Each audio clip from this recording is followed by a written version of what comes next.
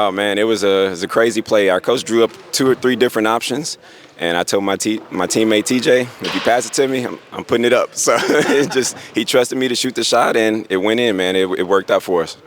29 points today. You were feeling it, right? Yeah, definitely. It was one of my better games. I struggled early, in the first 2 games, but I talked to my teammates from my colleges, and they were just telling me, keep going. Stay confident, keep taking your shots. So that's what I tried to do today. It absolutely worked out. What were some of the things maybe you're always most critical about yourself? Maybe some small criticisms that you had about yourself in the first few games? I think in the first couple games, I wasn't very intentional about scoring. I took a lot of shots, but I was looking to pass first versus looking to score and then pass. So today I tried to come into the game with that mindset, look to score first and then pass. I think today I still didn't do a really good job of getting my teammates as involved as I would have liked to. So that's something I can work on going forward. Aaron, it was really an up and down game. The crowd was into it. It was really physical. What enabled you as a team to keep coming back, to keep fighting back all the time? First of all, like you said, the fans, having them behind us gave us some energy, especially down the stretch when they made a run and we were kind of flat. The fans brought us up. But, this team is also just really resilient. If you watch any game that we've played so far, we've been down 15, 17 points. We've come back and, always make it a game. So this team we have a bunch of fighters, man. So that's one thing. But, again, the fans were really important, too. Aaron, you've been a professional for a while, right? But your first stop now in Holland. What are some of the first impressions of the people and of the country? I'm loving it here, man. I tell everybody, I'm so glad to be here because, last year when I was in Germany, I was telling people, man, I would love to play in the BNXT league.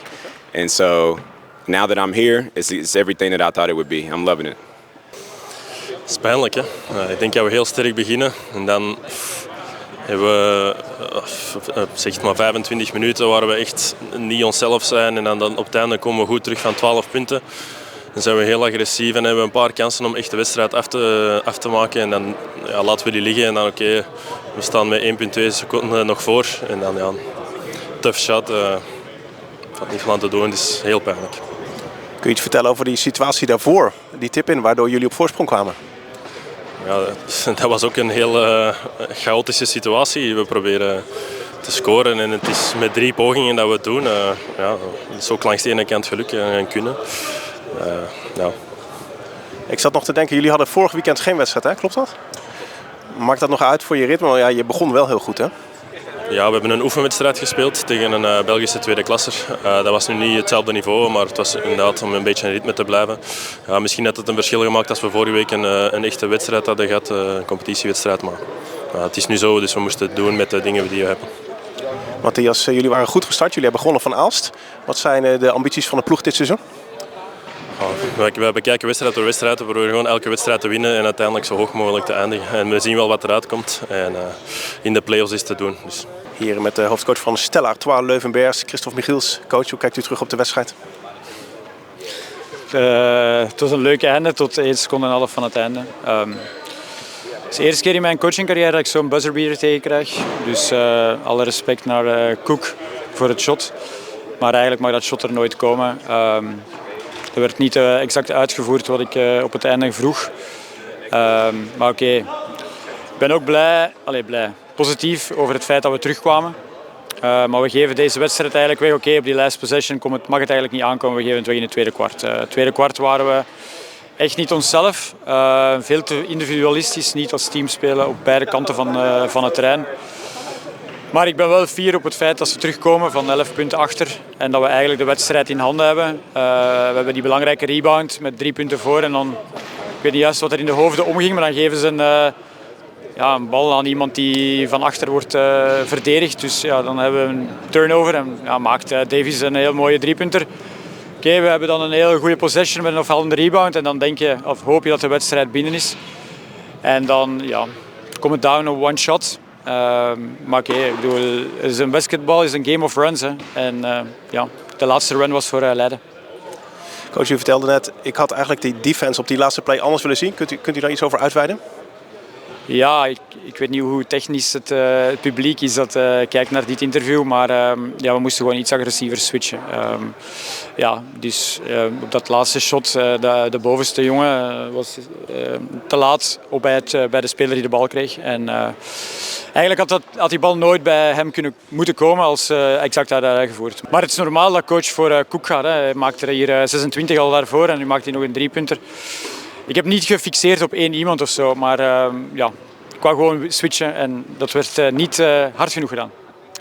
Coach, jullie zijn goed gestart, gewonnen tegen Aalst. Maakte het nog uit dat jullie vorige weekend geen echte wedstrijd hadden, wel een oefenwedstrijd? Ja, dat is echt niet leuk. Dat is echt, we hebben geen leuke kalender, ik wou een ander woord gebruiken, maar we moeten nu naar Antwerpen woensdag. We beginnen het seizoen met 3 uitwedstrijden, dan hebben we weer 10 dagen niets. Spelen we pas op 12 oktober thuis tegen Leeuwarden.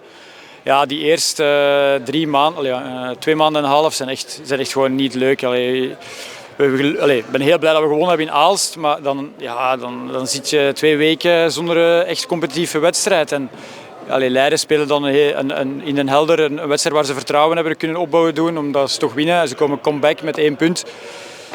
Ja, maar oké. Zo zit de kalender in elkaar. Den Bosch wou je Champions League halen. Dat is jammer genoeg voor het Nederlandse basketbal. De BNXT basketbal niet gelukt. Ja, oké, dat is gewoon zo. We kennen u onder andere van Mechelen, waar u een hele grote successen heeft neergezet. Mooi die ploeg naar een hoger niveau heeft gebracht. Nu in Leuven, wat zijn de ambities voor dit seizoen? Ja, we zijn wel redelijk ambitieus. Ik heb voor 3 jaar getekend. Het is, misschien dat de mensen dat niet weten hier, ik ben daar geboren en getogen in Leuven. Ik ben assistentcoach geweest, ik heb jeugd gecoacht, ik heb daar gespeeld zelfs. Ik heb in een supportersclub gezeten, dus voor mij is het een beetje thuiskomen. Het is een heel ambitieus project, maar we moeten geduld hebben. We kunnen niet van 1, 2, 3 grote stappen zetten. We moeten geduld hebben, maar we zijn op de goede weg. We hebben, die overwinning in Aalst was heel belangrijk. En we waren er heel dichtbij hier, dus ja, ik hoop nu dat we de knop snel kunnen omdraaien naar woensdag toe. Dus ik ben blij dat we woensdag al terugspelen. Want als we hier nu 2 weken op zouden moeten zitten, dat zou wel heel jammer zijn. En nu hebben we een moeilijke busreis naar huis. Alleen lange zal het zeker worden. Dus, maar we moeten de batterijen opladen en klaar zijn voor woensdag. Can you take us through that final timeout and that final play of the game? Well, we drew up a play that really didn't involve that shot. I thought they would do everything they could to keep the ball out of Aaron's hands. I would assume that was probably what they wanted to do. We had something else, but the opportunity was given, and he made a hell of a shot. I was expecting you as a coach to say, well, I drew that play up and we executed to perfection, but it didn't go that way. No, but that's the way most of the time it is. It's you can draw something up, but how many times do you really practice something like that?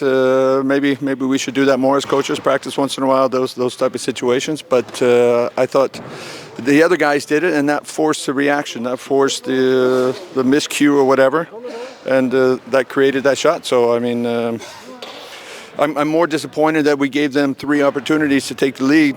Without getting the two off, boxing out and giving them 2 offensive rebounds. But yeah, luck was on our side.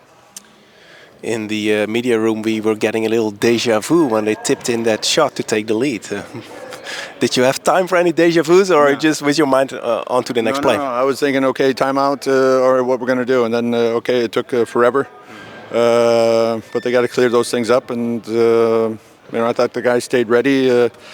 We had some players that didn't have their best day today, but what Aaron did today shows the quality that he has and what he's capable of. But that's not a secret to success, is that he has to score 30 points every game. So we have to do some things better. I thought they played very physical, took us out of some of our stuff. But I thought also when we started attacking a little bit more and being a little bit more aggressively defensively, generating some easy points offensively, then things worked better. We just second half we got a lead and we didn't keep the foot down and let up a little bit and gave them the opportunity to come back and take the lead. We spoke to the Belgian team and they said, well, more or less the reverse of course how they experienced the game from their point of view. But they said we had a good start and then we couldn't play our brand of basketball as of the second quarter. What happened in that second quarter where you turned it around? Like I said, I thought we started being a little bit more aggressive. We started contesting a little bit more. did a better job rebounding. We only had 4 turnovers in the first half, so I think most of those were in the first quarter. I don't like the way we're starting games. I think we got to come out more ready, game ready. But we found a way to get back into it. A lot of deja vu from the last couple games. But we've seen in the last couple of games that we can come back, and again, it's about confidence. It's about believing in one another, and I think we did a good job of turning it around in the second quarter, not letting them do what they wanted, give them the easy shots that we did, the mistakes we made, and then in third quarter, I thought we did okay with slow start. And then it was kind of a back and forth game, even though we went up 10, I think 11 at one point. Then we made some substitutions, unfortunately lost some rhythm, but guys got to have a break. So, we got to get our guys coming from the bench, not just in the first half producing, but also in the second half. I thought that was also a big difference for us in the first half. Brad came in, gave real positive energy. I thought Dimitri did it pretty good, and that's what we got to do.